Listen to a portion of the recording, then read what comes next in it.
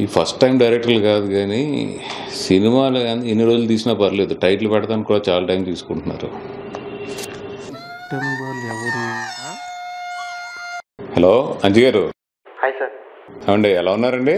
బాగున్నాను sir. Summer వచ్చేస్తుంది, మన సినిమా రిలీజ్ చేయాలి. అరవింద్ గారు ఎప్పుడు కనిపించినా కూడా టైటిల్ ఏంటయ్యా అని అడుగుతున్నారు. కొంచెం ఆ టైటిల్ ఏదైనా పెట్టండి సార్, ప్రమోషన్ స్టార్ట్ చేయాలి. సార్ నేను టైటిల్ అడుగుతున్నాను సార్.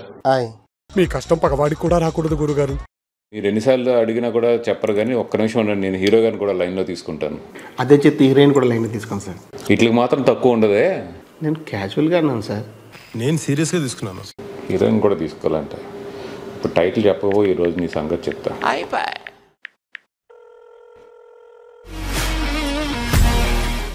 నితిన్ గారు. Hi sir. అమ్మా సారిక. హాయ్ పన్నివాసు గారు.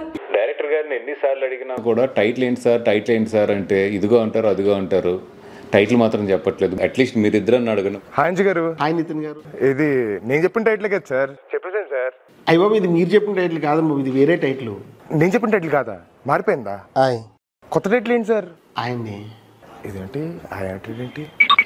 ఓఫో, షూటింగ్ అప్పుడు ఎలానో చెప్పలేదు, ఇప్పుడైనా నా కోసం చెప్పండి ప్లీజ్. ఏం అడిగిందండి కదా? వీడి వాసనతో చెప్పేస్తాడు ఈయన. ఆల్రెడీ చెప్పేశానండి నేను. చెప్పేశాడా? మన మూవీ పేరే ఆయన్ని.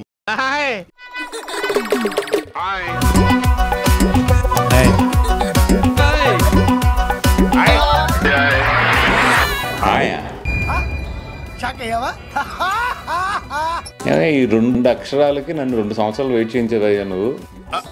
అంటే అది చేయించావు కానీ మంచి టైటిల్ పెట్టు. థ్యాంక్స్ అండి. సూపర్ హిట్ టైటిల్ ఇది, సమ్మర్లో కుమ్మేద్దాం. హాయ్. హాయ్.